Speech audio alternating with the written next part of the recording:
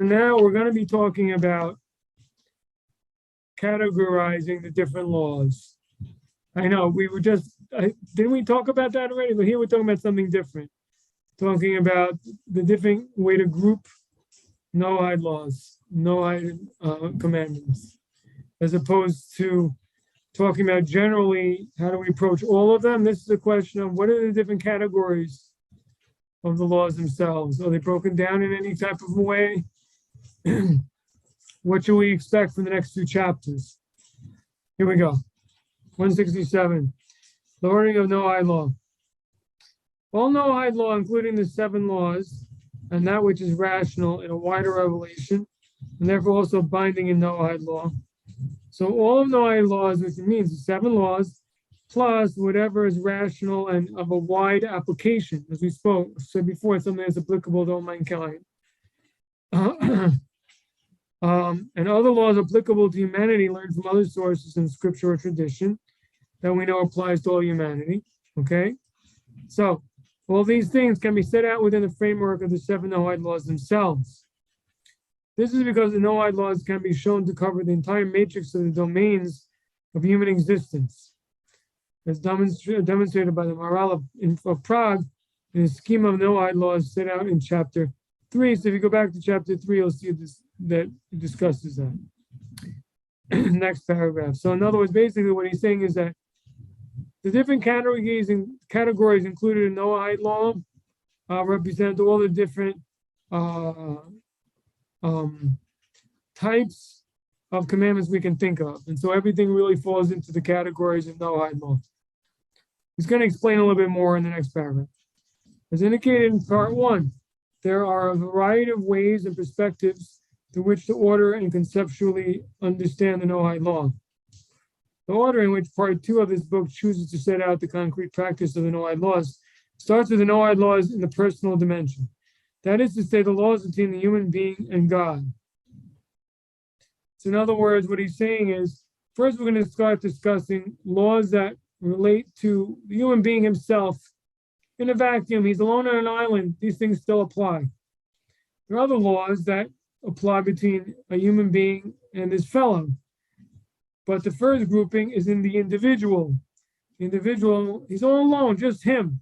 Meaning what? Between him and God.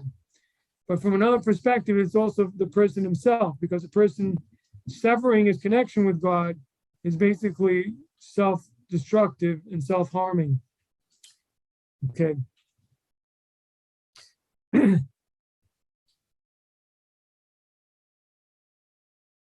First to be treated here is the precept of belief in God. So in the next chapter, we're going to talk about belief in God, which is logically the basis of the authority for all the other Noahide laws as divinely given laws. So in other words, the laws between man and God are also not only, of great importance on their own in their own category, but they're also the foundation of the other laws, because all laws are based on the fact that they were godly, given and instructed. And so the way we relate to God is the key to all the laws. In other words, if we fear him, right, at the very least, if we have belief in him, and we have a awe of him, hopefully a love of him as well, then we can fulfill all the other laws. But if we're missing that, then the whole foundation's missing. But so basically, it's, in other words, the laws between man and God are therefore broken down into 2 parts. What they are in a vacuum, they're one category of laws, but they're also really the underpinning of everything. Okay. That's what he's saying. Logically, the basis of the authority for all the other Noahide laws is divinely given laws. Because if we say that, well, why do you have to keep them? Well, because they were given by God. Well, if you don't believe in God and you don't respect God, then it's not going to make any difference, is it? So that's why it's all dependent on this one point. Which obviously explains why our sages say that if somebody admits, or shall I say, practices idolatry, then they reject the entire Torah. So usually we are very rational and very, very calculated. And we wouldn't say one thing equals everything unless there's a reason. So this is the reason, because idolatry represents rebellion against God, rejecting his authority, and that undermines everything. Similarly speaking, it says that someone who keeps the Sabbath is if he's kept the whole Torah. If he rejects the Sabbath, he denies the Torah. The reason is Sabbath rest represents the idea of testifying to God creating the world. If you don't believe he's the creator, then you're missing that underpinning of belief, and that's lacking, and therefore you're keeping of all the commandments as well. Okay, back to page 167, about 6 lines from the bottom of the page. Next are treated the interpersonal Noahide laws, which organize and relate individuals to each other as members of society. So now we have the two groupings, individual and society. The Noahide laws relating to justice, killing, and theft, and material harm.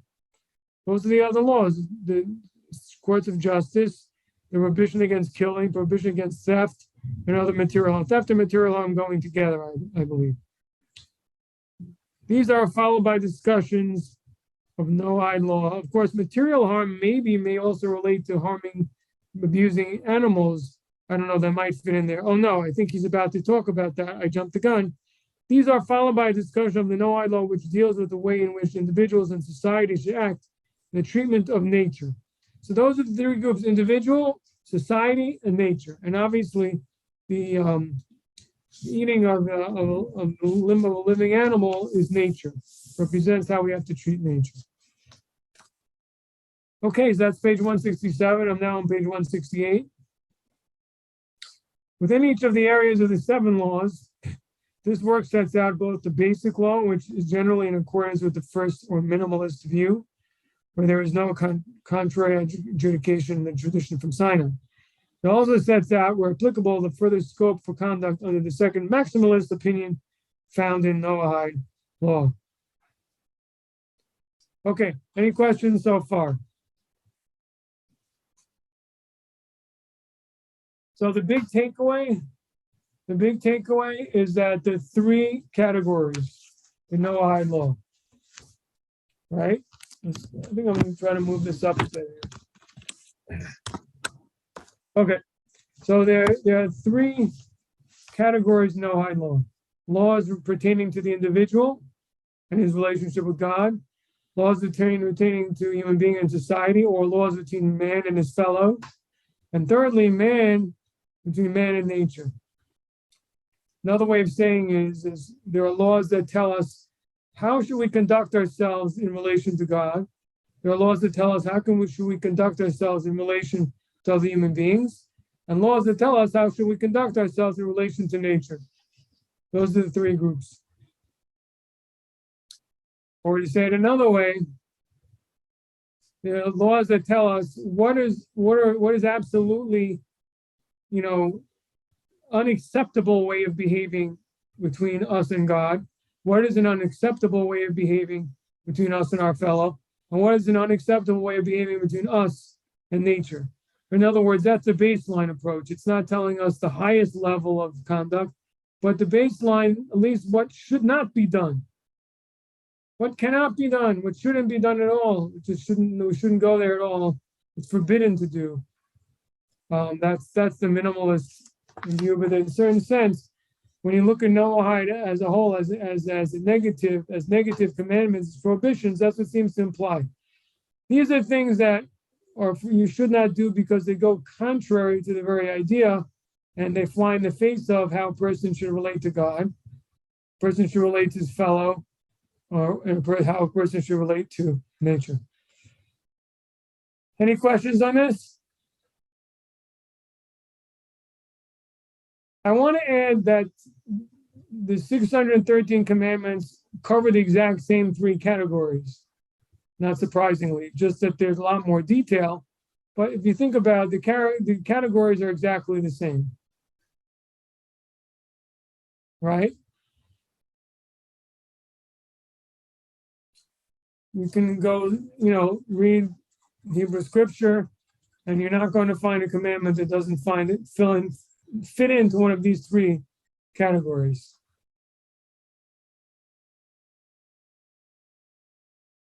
So, okay. From an ethical standpoint, these are the questions that human beings should ask themselves. What is the proper way I should conduct myself vis-a-vis God, who gave me life, created me, and gives us sustenance, created this marvelous earth and universe? What is the proper conduct towards him? After all, I owe him.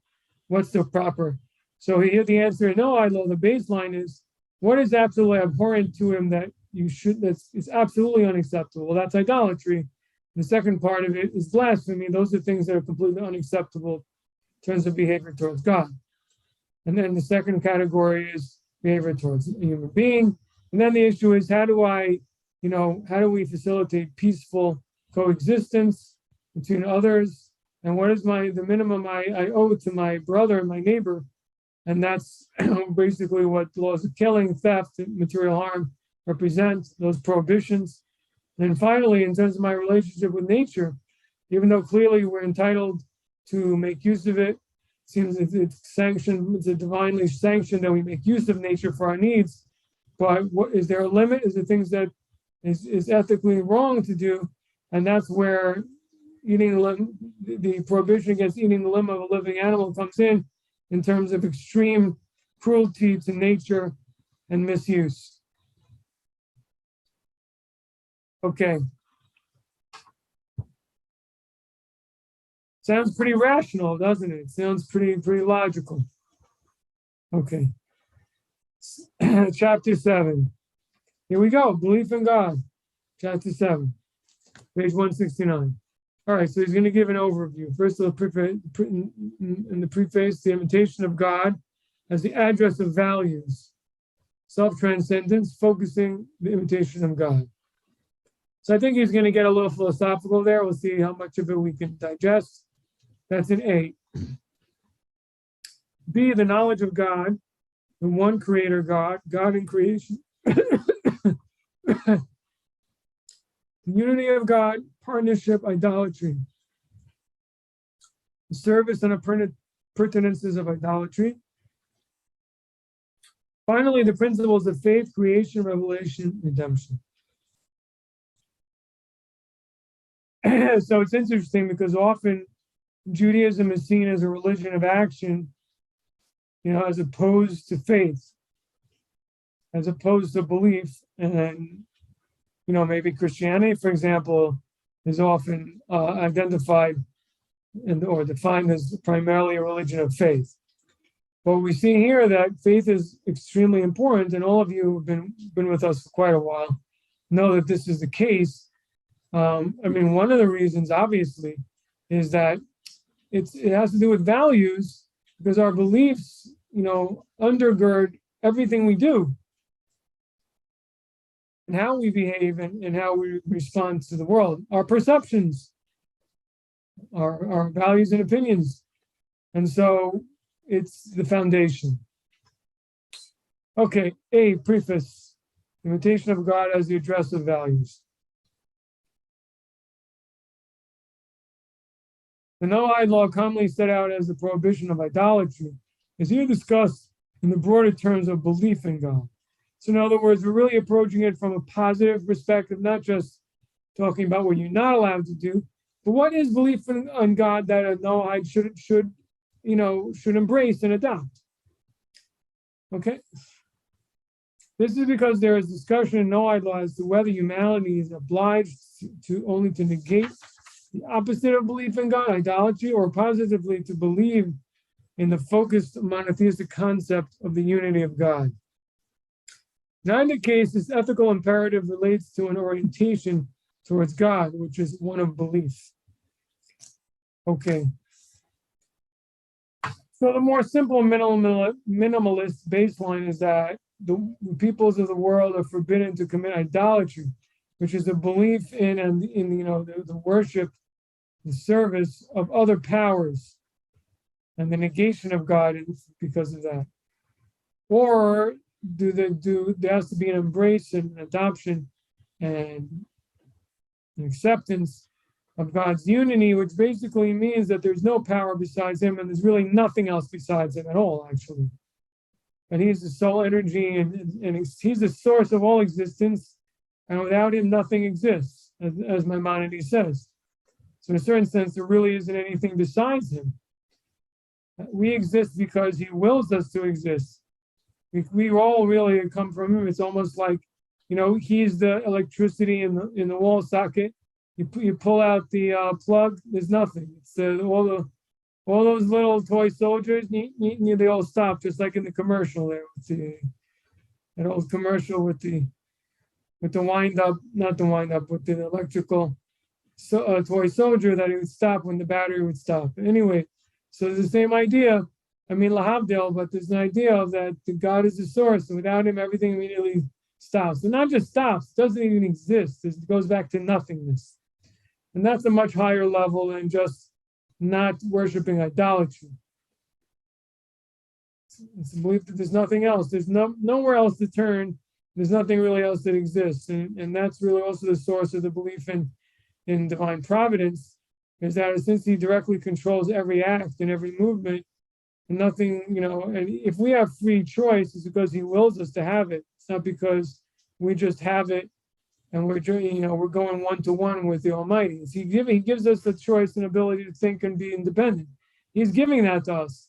In fact, to those who say that that's even a greater manifestation of God. In other words, a certain godly quality that's given to man to be able to be independent in a certain way, and in terms of a shadow, in terms of an illusion, in terms of a similarity in some very minute way to God himself.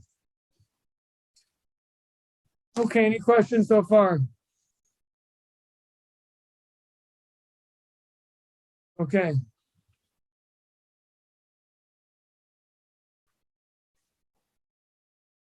Next paragraph. What is the significance of an ethical imperative to believe, and how can this be understood? This is something I alluded to a little bit before. Like, what's the ethical importance of believing in something? For the major world religions, ethical and philosophical first principles have been consciously acknowledged as transcendent values, which intellect essentially receives. In other words, basically what he's saying is that all the world religions accept that belief is beyond reason.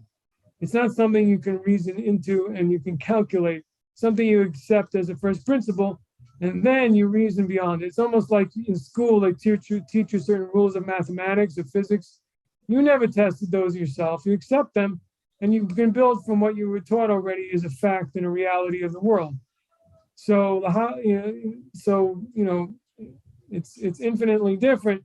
However, there is that similarity idea that faith in God is something that we accept. It's a first premise, and from that we can use our reason to develop further.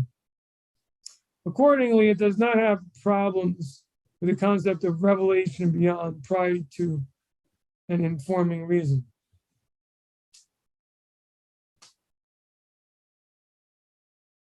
So basically what he's saying is that religious societies don't have a problem with the concept of revelation. They're accustomed to it, and therefore they're more susceptible, they're more open and reticent to hear about Noahide belief, as opposed to he's going to say, as opposed to secular or atheistic societies. That's what he goes on to say. It has been much harder for modern secular thought to acknowledge that its first principles are also outside reason.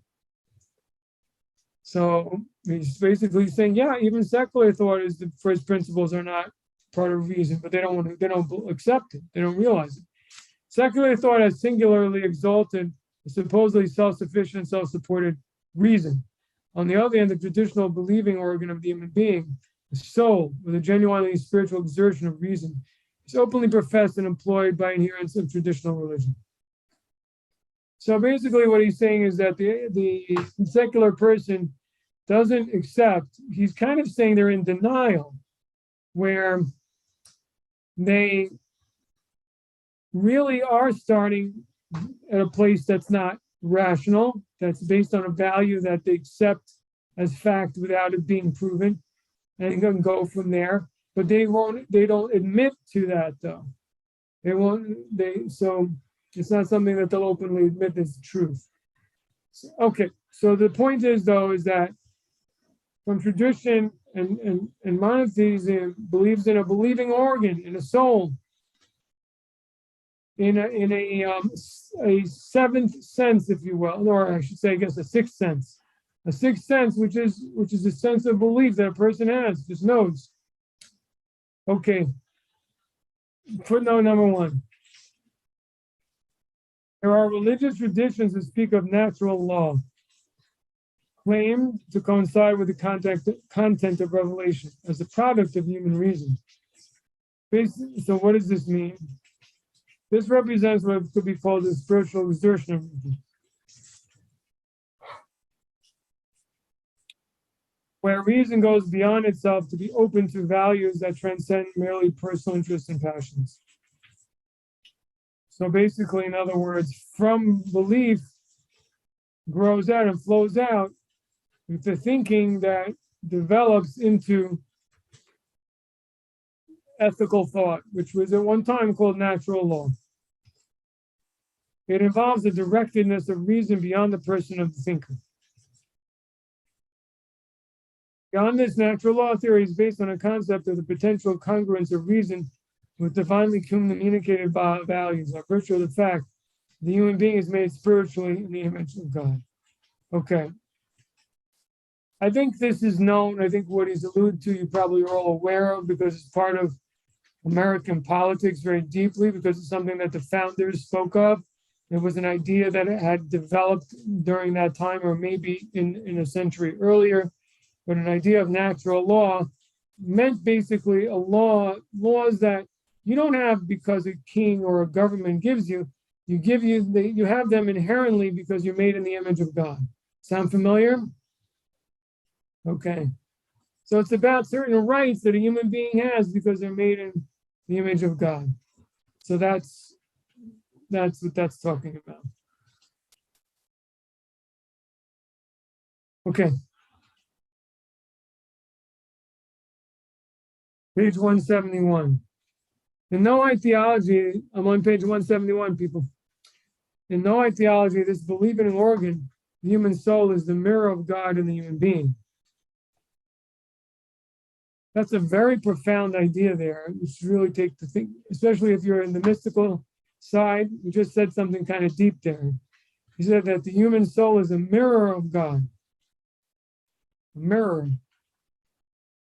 Kind of like an image, a little different. So it's a receptacle for his visions. Or it's a receptacle for his revelation. Isn't that what a mirror is? It reflects the looker, right? So the soul is described it as a mirror for the divine. Interesting. Rabbi, I have a question. Yes. Great. I'm surprised they used the word theology in Noahide theology. I didn't know that it would be called theology. That was just an odd word choice, in my opinion.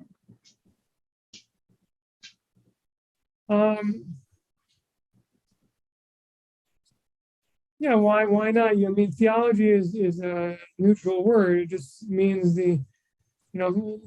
philosophical religion, the beliefs about God and the beliefs about, the philosophy of the religion, sort of. I mean, for lack of a better way to explain it. But theology is what? The study of God and metaphysical things, right? Yeah. So when he talks about the soul, that's a form of theology. But it's just a neutral word, nothing to be afraid of. It's just it is. But Rabbi, do we run the risk of it sounding like a separate new religion when we call it a Noahide theology, that it's a new religion out there, which we want to avoid at all costs? So maybe I kind of see what Nancy's saying there. It kind of puts like it's a whole separate thing, separate from the Torah. Right.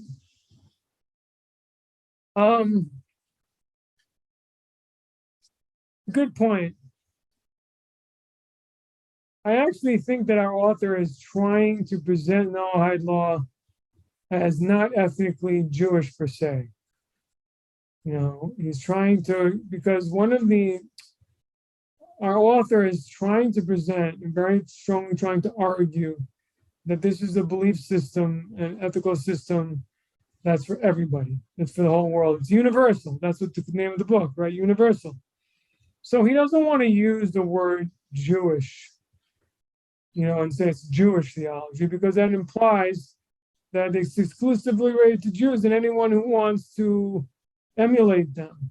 He doesn't want to say that. Now, part of Noahide theology is that they can't make another religion outside of the Torah, you know, outside of what they were given at Sinai. But it's still a belief for all mankind, and I think he wants to focus on that very much. And you see that so far. I don't think once he really, well, I shouldn't say that, but he very rarely refers to this discussion as about Judaism. Am I right? When I read theology, what came to my mind was the Noahide laws have been used to guide societies to be able to live together for thousands of years. It's not like an individual concept. It's universal. That's when I read theology. I think there's definitely a lot to what you're saying, and the author agrees with you that, and wants to really press the point that Noahide law and practice and belief is something that's part of the human tradition and human history, you know, most societies historically. He's not presenting something new, maybe something a little bit new and something improved but not new, or something a little bit more authentic but not new. In other words, and he said that in the beginning of the book, that, you know, that basically he's trying to promote Abrahamic belief, and that obviously Christianity, Islam, and even Hinduism are based on. And that's really going far to say, but that's, yeah. So, thank you, Laurie. So Laurie's giving us a definition that theology is the study of the nature of God, religious truth, rational inquiry into religious questions. So, you know, the first element of it is a little bit more, maybe more Christian, the nature of God. Well, I mean, I guess you could say we study that. We study more in the negative, meaning to say we can talk about what we don't know about God, or we can say that he's unfathomable, you know, but we won't talk about God in terms of this is what he is. We can talk about him as being infinite, I guess, but we talk about him more as being something that can't be grasped. But in any event, yeah, there are certain aspects of God that we talk about and have talked about and are important to talk about, you know, and religious truth. So if looking at this definition, does that fit our discussion right now in terms of talking about the soul? And again, and certain aspects of belief in God and his unity? I think so. I think you could use it for Judaism. I mean, but no, he's not promoting Noahidism as Noahide belief as separate from the Torah, from Judaism. Okay. Good questions. Good points. Thank you. Okay. Rabbi, one last question or comment. Wouldn't that first statement equally apply to Judaism also? Wouldn't that equally apply or be a good statement for Judaism also? I think so. Yeah. Yeah, I think so. I think what plays a little bit less to play in his writings so far about human relationship with, I mean, at least what we've covered, but doesn't come up as much, is the covenant. In other words, there's a lot of discussion about the flow of the obligations of Noahide law relating to man being created in God's image, but not as much a discussion about a covenantal relationship. between humankind and God. Doesn't seem to discuss that as much. In other words, a covenant with Noah, and obviously that being maybe in a certain sense replaced, or the Noahide law being given once again to Moses. So you're lacking that covenant where the Sinaitic, event and the giving of the Torah to the children of Israel and the Jewish people at Sinai was all connected to the redemption from Egypt, which created a covenant. There was one with Abraham, Isaac, and Jacob, but there was a covenant, I think, created with the children of Israel too. I took you out of Egypt, you accept my laws. We don't really have that so much, and he doesn't seem to discuss it as much in terms of I saved you from the flood and you accept my laws. It's not really that discussed. I think it may have mentioned it in the early chapters, but it doesn't seem to be the main thrust of things. So, all right, just pointing that out.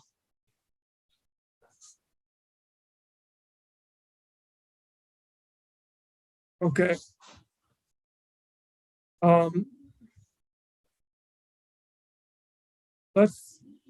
Where are we up to in that paragraph? In Noahide theology, this believing organ, the human soul, is the mirror of God in the human being. In biblical terms, it is called the image or spiritual likeness of God, in which the human being was created. So it's interesting that these different ways of referring to the soul: a believing organ, a mirror of God, image of God, a spiritual likeness of God. And obviously they're all true. The complex unity of the human being, which consists of soul, intellect, and body, the soul is the principal aspect of the person. So this was talked a lot about in the earlier chapters, which I think we covered some of it in earlier lectures. In the words of Viktor Frankl, the soul has intellect and body at its disposal for the tasks and challenges which a person faces in life. So it's almost like the real person is the soul, and its tools are the intellect and the body. That's the way it should be. Okay. Yeah, Rabbi, I was also surprised that it was divided up into three: soul, intellect, and body. Why is that surprising? Well, because I've always heard it talked about the soul and the body. Yeah, but there is this third component. I think he's bringing out a very important point. There's intellect. And there are, within some writings, even in Judaism, there are those that make, intellect closely equivalent with the soul. But we are not doing that. The author's approach is that the soul is above reason, as he said before. The soul and its principles are before reason starts. In other words, the soul knows what the universal truths are, just inherently. It's just something it senses. The same way you look out, you see me right now. Am I something you prove and you say, well, there is something called an image, and there's somebody named David Weissman, and so no, you don't. It's not a calculation of math or reason.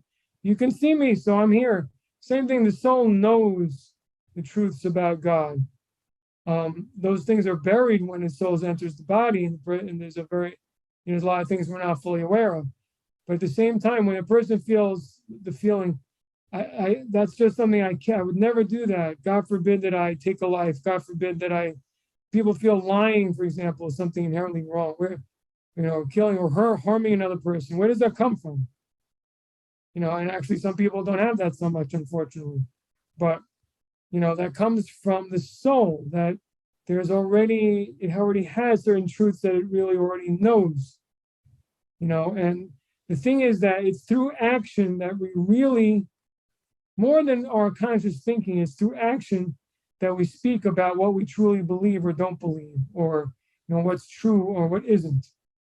And so when it comes to when the body or the intellect seek to do something, that is directly so contrary to what the soul sees as the truth, suddenly a person feels this, the subconscious come to the surface and tug them, say, no, you can't do that.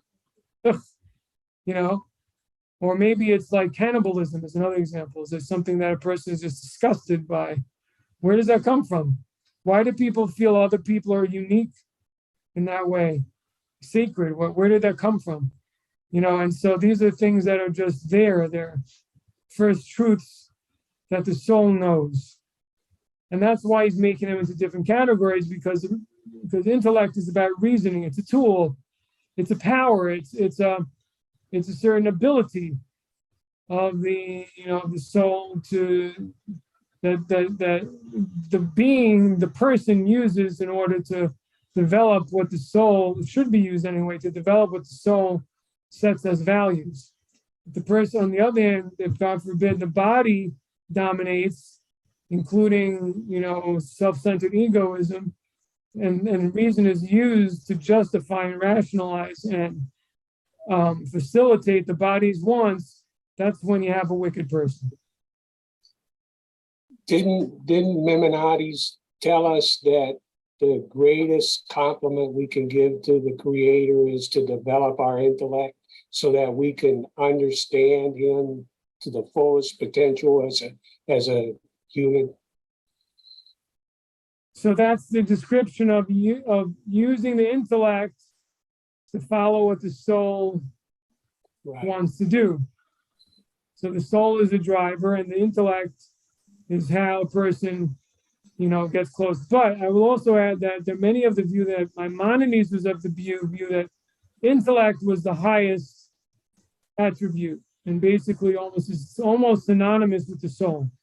So there's kind of a little bit of a different approach. This is a more Hasidic approach. In a certain way, it has some very strong arguments in that intellect can go wrong. Intellect can lead on a very wrong path. I mean, to just raise intellect up to a pedestal, it does seem mistaken. And there's just some things that can't be defined or reasoned. But in certain places, the Maimonides, the Rambam seems to be imply that that's the case. It was more common in medieval times, particularly in the Muslim countries, to believe that intellect and the soul were kind of almost one, and that, you know, that intellect is really the highest calling. And that intellect really knew what was right. If we only just was super rational, we'd know the right thing to do. But don't forget, that was in a world where it was a much more God-conscious world. I mean, where, despite all the medieval problems, right, but all the great civilizations, I mean, both the Islamic Empire and the Christian Empire, but there was a belief in God, with any type of issues they may have. And so everyone took that as a given, and then human reason was then, you know, used to develop on those basic values and principles. So that was a beautiful thing, you know, which I guess you could call the Renaissance. You know, that was what the Renaissance at least started from. Started based on that idea of, you know, that human beings are created in the image of God, and that the world is God's creation, and we should look to creation in terms of being, you know, God's handiwork and what can we learn from it. And so the original basis of developing the human mind and science in the Renaissance was based on a belief in God, not the opposite. So you had the right values, and you know, and now we're in totally different. We're in a very sad state right now, actually, I have to say, because what's really happened. I'm going a little bit off the text, but it's an important point to mention, and that is that we're in a situation where both science and religion have been impoverished. And the reason is that the religion can't reach out to science because science rebelled against religion. But that cuts off religion from a lot of important, you know, developments that can help with reason into how to reach the goals of its values. But it often remains very ignorant of science because science insists on constantly yelling how is completely independent of God and throws off any yoke of relationship to God and screams out that so many scientists, atheists are atheists. And so then turning to the other way, science has become so impoverished because it's completely confused in terms of its direction and also in terms of its place. The scientists who say that, see these ridiculous things like, if we only found out what the first particle is, we'd solve all the world's mysteries and we know the meaning of life. I mean, are you listening to yourself? How is finding out what a particle is show you what the meaning of life is? It doesn't make any sense, but they kept saying things like this. And basically, it leads, I think, to a lot of depression, a lot of confusion, and people being lost. Because they keep telling people religion is primitive and telling them that you can find meaning with us, but you can't. You can't find meaning in science. Science is, and there's a great book on this by Rabbi Sachs. I mean, Rabbi Sachs is just somebody that really you should all become, familiar with. If you're not familiar with his writing, may his memory be a blessing.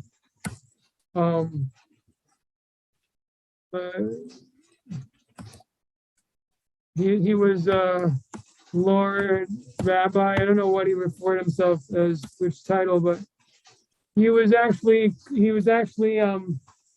what do they call that when they make you a noble in England? But he was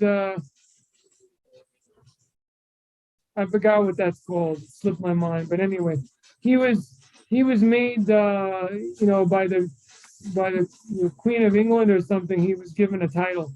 So he's was called Lord. He's lived in England. Anyway, his name is Rabbi Jonathan Sachs. He wrote many books before he passed away about 2 years ago. And most of you are probably familiar with him. But if you're not, he wrote a book called, which I have at home, called The Great Partnership. Really worth reading. It's about the relationship between science and religion and how their purpose is to do different things. That's really the basis.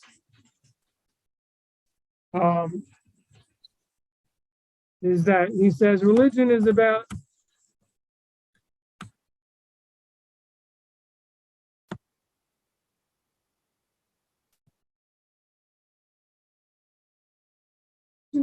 meaning. That's the kind of the underpinning of the book is like a lot of the questions that people ask fall away. I mean, not that, in other words, if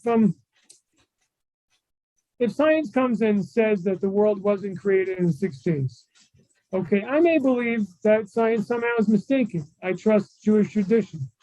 But let's say you don't feel comfortable with that approach. It really doesn't matter because God's, the Hebrew Torah is not really about to tell us about when the world was created. It's not its purpose. Its purpose is to tell us how to live. Its purpose is to tell us what the meaning of life is. That's not its real purpose. And so it's not really, it's not, a make or break, I would say. And you can see this even, I mean, it's not a scientific book trying to tell us, what was the mechanics of creation. That's my point. To whatever extent it does talk about creation, it's here to teach us more about what creation teaches us about God and therefore how we should, love and fear him and also how to follow in his ways than it is about how God made the world. It's not, it's not our main concern. So anyway, it just solves a lot of these issues that really aren't really, and it frees up religion not to, in other words, not to be weakened by these questions that these scientists bring up, which are neither here nor there. And really, for a human being, it's a lot more important. I mean, there are certain scientists and technicians that create the innovations and inventions we use, and then we use them.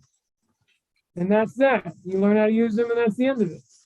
But in terms of meaning, we all need to know how to conduct ourselves in life. We all need to know how to make sure we don't feel empty in our lives and that we're fulfilling why we're here. That's something everybody has to know. So you know, but then at the same time, you can say, well, look at all these good that science has done and relieved so much sickness, and made life much more livable. It made us able to help people in so many different ways. So that's the point, that science could be such a wonderful tool, but it also could be very, very dangerous, as we know, with nuclear weapons and mass killings and all kinds of other toxic things that I don't have to tell you could take place based on science. So that's that. I got a little off, but I think it was important to bring it up. Meaning, difference between meaning and expediency. Difference between meaning and technology. Meaning, in other words, the meaning or the means, basically. What is the objective and what are our tools? Two totally different questions. I think by telling people that you can, gain everything you want only through science is in a certain way an outgrowth of the idea of the American dream, which is that the goal in life is to become financially secure.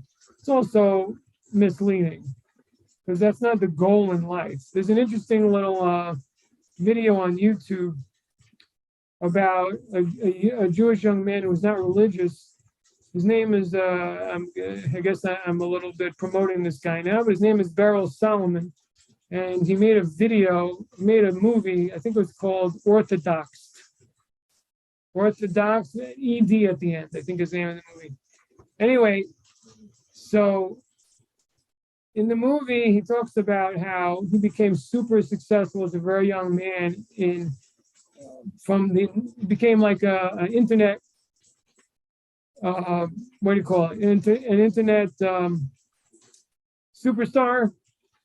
I think he was one of the first people that did, life. What do they call those type of things? But it's real life video. What is it called again? I forgot. There's a name for it. But in any event, it's not theater, but it's real life, taking videos of people's real life. He was very successful, evidently. I don't know. Anyway, he got to the top there. He became very famous, millions of views, lots of money, and then he crashed. Then he completely collapsed. And the reason is because he got to this top and he thought that he would be and he felt empty. And so he didn't know what to do. He just had like a psychological breakdown, And that's when he started searching different religions and stuff. Thank God he came back home to Judaism in the end. But the reason I'm saying this obviously is because of the danger of this American dream myth. And I'm not saying it in terms of it's a wonderful thing to have financial independence or to have a home, a car, a family, those wonderful things. I'm not knocking them. I'm just simply saying that it gives the impression that that's the meaning of life, or that's the whole thing that your purpose is to get to, and there's nothing, that's it. You get there, you've succeeded in life, you can relax, you have everything. And that's really I think where America became confused, and probably why we have a lot of the problems we have now, because of that problem, where, a lot of parents, I've said this before, maybe not recently, but, a lot of parents that say, Dad, maybe take your son to play ball, fix a car, talking about work, how to make money. And the kid's got no direction. It's got no direction in terms of meaning, in terms of a way to live a good, ethical life, or, there's a God in the world and we're here to do good, and, and so on and so forth. And without that, eventually things start to people get restless, they feel empty, there's a lot of depression and things like that, which is what we're seeing now. Okay. Anyway, I got off topic, but I think that's okay. It's all right. Not so bad. But that's really the point. Let me get back to the point here. The point is that the difference between intellect and soul, and why we're saying that the soul is above intellect, is because the idea is that the soul's principles and truths, they need no rationalization. They don't need to be proven. We don't need to prove anything. They just are as a fact, just like we see things and know things, just like the scientists say that there is a certain amount of elements, which I forgot, learned it in grade school, but I don't remember what it is right now, right? But there are a few hundred of them or something. It's just a fact. They found it out, and this is what it is. You don't ask, well, how do we know? Why don't we split it down the middle? Why don't we do division, subtraction? No, this is just what it is. On a much, much higher level than that, because you can't even begin. This is something that we can't even, it's not something that's within our realm of the physical world to say, oh, I can argue with that. I can say that that isn't true. No, there's nothing to argue here. There's nothing to begin to discuss. And that's very key also, because once there's argument, there's two sides, and God forbid a person to follow the other side. In other words, once we start saying that these beliefs are rational, oh, this makes a person a good life, this makes a person a harmonious society. What if someone says, well, no, it doesn't? Or someone says, well, right now, there's climate change and we need to kill off, half the population or something like that, because that's what's harmonious. The point is, reasons can lead in many different directions. The idea of the soul saying, this is the truth, and it's immutable. It can't be changed. There's no two ways to look at it. This is always how it is, period. And you'll see a lot of things in Judaism in that way. It's just, this is right and this is wrong. There's no discussion of, well, let's talk about this. What about in this circumstance? Although, again, sometimes there are unique circumstances, true, but basically they're black and whites, right? This is right, this is wrong. Certain behaviors are wrong, period. They're always wrong. And even in an extreme case where we may allow it, doesn't make it right. Maybe sanctioned in an extreme circumstance, rarely, for example, desecration of the Sabbath to save a life, But other things are never permitted, such as adultery, and murder and other things, idolatry. Anyway, so that is really the point here. The point is that soul stands above reason, and its principles stand above reason. You can't rationalize out of them, just the same way you can't rationalize into them. Now, I want to add one more point before we stop, and that is that, but yet once we're established, we should use reason. That's really the difference, I think, in a certain sense, between Judaism and maybe other religions, is that once we have these principles, then we do begin to exercise reason very rigorously. Once we say, okay, these are the principles, okay, how should they be applied? Or what are the details of them? And then we start really getting into it. Like some people may consider it OCD, but every single detail. What is this? If I am the Lord your God, what does that mean about every facet of life? What does that mean about how I should behave in everywhere I go? How should I behave in the shower? What does I am the Lord your God tell me about how to behave when I'm in the shower? I mean, that's from a Jewish perspective, it affects all areas of life. And that's the thing we're saying about Noahide, is that God from all of humanity just said, look, I'm just going to demand of everybody else, not that you're my servants and priests every moment of your lives, but don't rebel against me. Don't act in a way that's abhorrent to me during your lifetime. And that's idolatry, blasphemy, murder, theft, limb of a living animal, and courts. All those things are just the basics. Not to that them is you're a bad person. Don't be a bad person. That's the point. Don't do evil. Don't do harm spiritually, physically. As far as being my servant every moment, the Torah doesn't demand that of the nation.